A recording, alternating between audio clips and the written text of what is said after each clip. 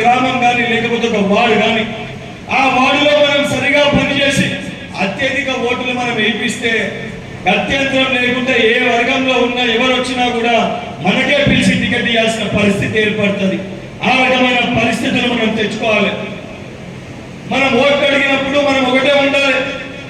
మనకి నచ్చని వ్యక్తికి టికెట్ వచ్చినా లేదా మనకి నచ్చిన వ్యక్తికి టికెట్ వచ్చినా మన మొదటి ప్రాధాన్యత మన వ్యక్తి, మన చేతు గుర్తు, మన గుర్తుని గెలిపించడానికి మనం పని చేయాలి. మనం వాటన్నింటినీ పక్కన పెట్టి వ్యక్తుల కోసం మనం పోయి లేదా సరే ప్రతి ఒక్కరికి కూడా ఒక్కొక్క వ్యక్తి పైన అభిమానం ఉంటుంది. అభిమానాన్ని నేను తప్పు పడతలే, కానీ మొదట పార్టీ తర్వాతనే వ్యక్తి అనే ఒక నినాదాన్ని తీసుకొని ముందుకు వెళ్తే మీరు చెప్పిన సమస్యలన్నింటినీ కూడా మీకు సమాధానం దొరుకుతుంది, పరిష్కారం దొరుకుతుంది. ఇంత క్లుప్తంగా ఎందుకు ఈ నియోజకవర్గంలో నేను చెప్తున్నానంటే నాకు వేదికపై ఉన్న పెద్దలు, నాకు అనిలన కానీ, సునీలన కానీ, మోహనన్న కానీ, అన్వేషణ కానీ వీళ్ళందరితో కూడా నాకు సాన్నిధ్యం ఉంది, దగ్గర సంబంధం ఉంది. వాళ్ళందరూ కూడా నన్ను ఒక తమ్ముడు లెక్క భావిస్తారు.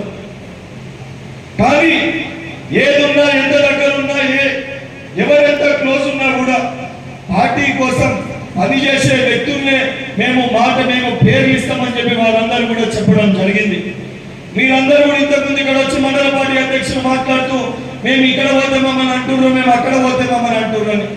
వాస్తవానికి ఇక్కడ విషయాలు అక్కడ మనం చెప్పకపోతే, అక్కడ విషయాలు ఇక్కడ మనం చెప్పకపోతే ఎవరు మనం ఏమన్నారు, ఎవరు మనతో మాట్లాడారు.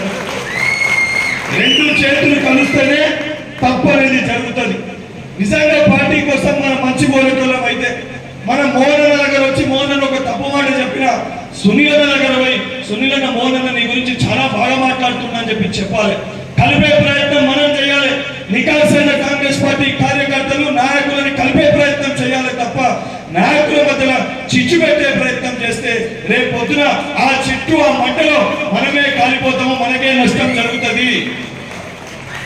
రేపు పొద్దున రాబోయే ఎన్నికల్లో కూడా అసలు నష్టం మనకి కలుగుతానంటే వేదికపై ఉన్న పెద్దలందరినీ కూడా కలిపి ఏకదాటిపైకి తీసుకొని వచ్చి మనకి కావాల్సిన ఎన్నికల సామాగ్రిని కానీ భేదాలు ఏవి మనకి కావాలన్నా వాళ్ళందరి దగ్గరికి అడిగి తీసుకొని మీరు రేపు పొద్దున ఎంపీటీసీలుగా, సర్పంచులుగా, సెడ్పీటీసీలుగా మీ స్థానంలో మీరు కూర్చొని ప్రతి కార్యకర్త లీడర్గా అయ్యే ఒక శక్తి మీ చేతుల్లోనే ఉంది.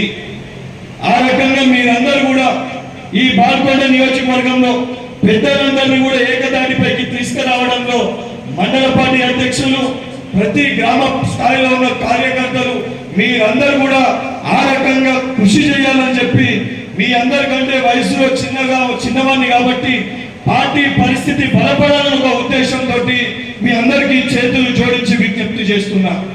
కానీ చేతులు జోడించి విజ్ఞప్తి చేస్తున్న అదే సమయంలో పార్టీకి ఇబ్బంది కలిగించే విధంగా కానీ, పార్టీకి నష్టం చేకూర్చే విధంగా కానీ, పార్టీ కార్యకర్తల్ని ఇబ్బంది పెట్టే ప్రయత్నం చేస్తే వారు ఎవరున్నా కానీ, ఏ వర్గానికి చెందిన వారు కానీ లేదా ఏ నాయకుని అండదండలున్నా నాకు సంబంధం లేదు. తప్పనిసరిగా ఒక వ్యక్తికి నేను పదవి ఇప్పియగలుగుతానో ఇప్పియలేనో నాకు తెలియదు, కానీ పార్టీకి నష్టం చేసే వ్యక్తికి ఎటువంటి పరిస్థితిలో ఏ పదవిని మటుకు రానియను. ఆ బాధ్యతను నేను తీసుకుంటా. 100% ఈ జిల్లాలో, ఈ నియోజకవర్గంలో నికార్సైన పార్టీ భావజాలాలు ఏ రకంగా నాలో ఉన్నాయో, నా సొంటి భావజాలాలు నాకంటే మరింత రెట్టింపు భావజాలాలు ఉన్న నికార్సైన కాంగ్రెస్ పార్టీ కార్యకర్తలకి ఎటువంటి నష్టం జరగకుండా సరైన రిపోర్ట్ ఏదైతే కింది స్థాయిలో ఉందో ఆ రిపోర్ట్ ని కూడా జోడీకరించి అసొంటి వ్యక్తులకి సముచిత స్థానాన్ని కల్పిస్తా అని చెప్పి మీ అందరికీ మాటిస్తూ, ఇంత ఆలస్యమైన ఆకలేస్తున్న ఓర్పుతోటి సహనంతో ఈ కార్యక్రమంలో కూర్చున్న నా తోటి కాంగ్రెస్ పార్టీ కుటుంబ సభ్యులకి, ఈ కార్యక్రమానికి విచ్చేసిన పెద్దలు మా అనిలన్నకి, అదేవిధంగా మోహనన్నకి, అన్వేషణకి, సునీలన్నకి, తిరుపతి అన్నకి, వేదిక పైన పెద్దలందరికీ ప్రతి ఒక్కరికి పేరు పేరున మరొకసారి కృతజ్ఞతలు, ధన్యవాదాలు తెలియజేస్తూ ముగిస్తున్నా. Thank you.